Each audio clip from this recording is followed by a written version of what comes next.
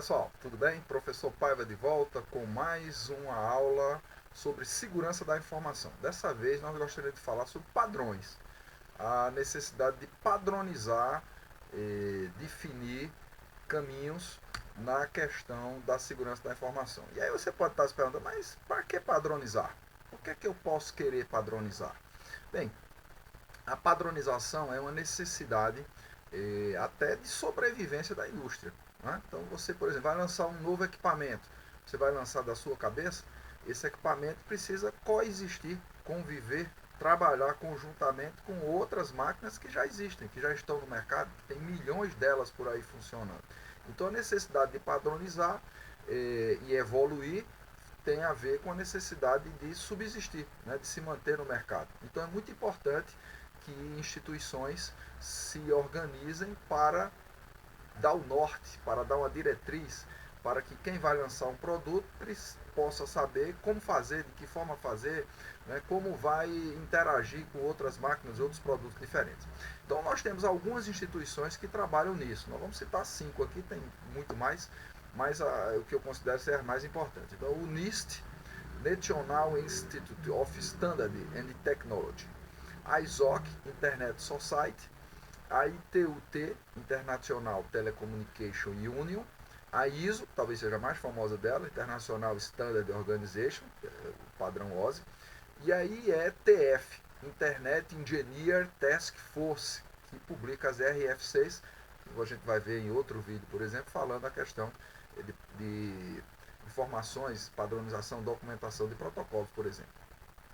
Então veja bem, para exemplificar essa ideia de padrão, eu queria falar com você sobre o padrão X500, que é um padrão da ITUT.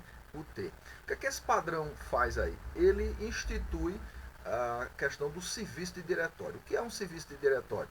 É um repositório onde você tem informações sobre usuários, sobre computadores, sobre objetos, vamos dizer assim, que estão disponíveis na rede. Então é uma forma de centralizar e gerenciar essas informações para que quem esteja interagindo nesse ambiente computacional, nessa rede, possa ter acesso a essas informações. Por exemplo, um serviço que é provido dentro desse padrão X500 é a questão da autenticação. Então eu tenho um usuário que quer se comunicar, quer usar serviço de um determinado servidor, então ele vai vai se autenticar dentro do padrão X500. A ISO se preocupou de dar cobertura ao padrão X500. Então ela publicou, por exemplo, a ISO EC 9594, que é a identificação ISO para o padrão X500. Outra coisa interessante do ponto de vista histórico é que tem um serviço anterior de troca de mensagem eletrônica, que era padronizado com a especificação X.400, e o X500 veio para dar suporte aos requisitos desse padrão anterior aí, tá certo? Então, tá aqui uma lista de padrões X500. Olha, X500, que é a visão geral, conceitos, modelos e serviços. X501, a ideia do diretório, modelos. X509, autenticação.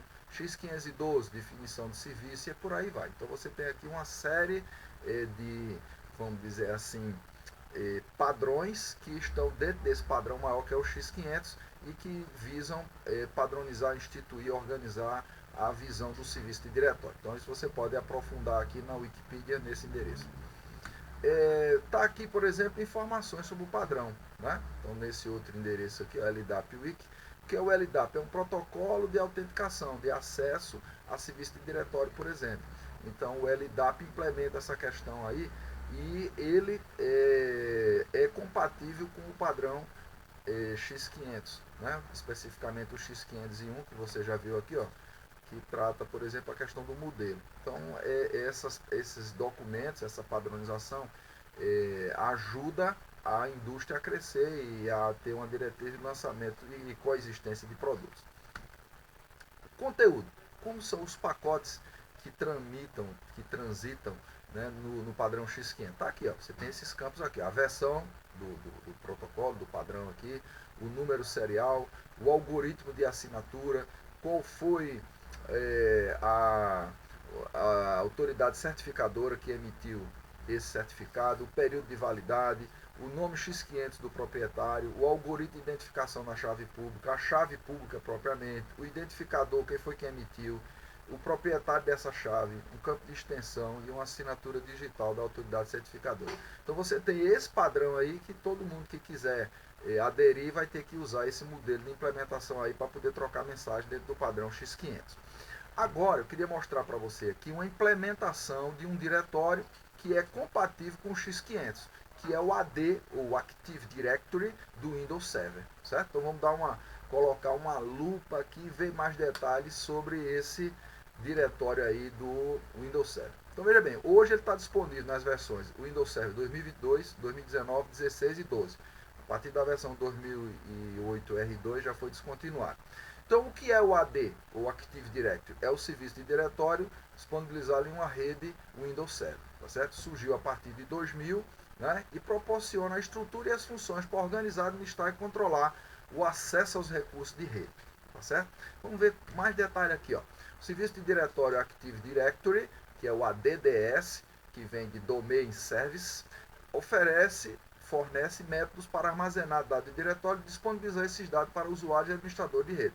Por exemplo, você vai ter registrado e gerenciado informações sobre a conta do usuário, nome, senha, número de telefone, unidade organizacional que ele pertence, etc. E tal.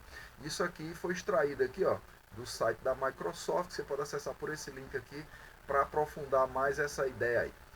Então, interessante é o seguinte, como era antes dessa ideia do diretório? Você tinha cada servidor aqui, ó, tinha as suas informações sobre os seus usuários, sua base de dados de usuários aqui, tá certo? Então, cada um tinha, e muitas vezes, ó, esse Mário aqui, ó, ele tá aqui, Maria está aqui, ó, tá certo? Então, ele está replicado, então isso é ruim. Então, com a estrutura usando o Active Directory, você vai ter um servidor que vai centralizar isso aqui e vai prover essas informações para as demais máquinas na rede. Então, você tem uma estrutura aqui centralizada. Vamos fazer um resumo disso. O que é que o AD proporciona?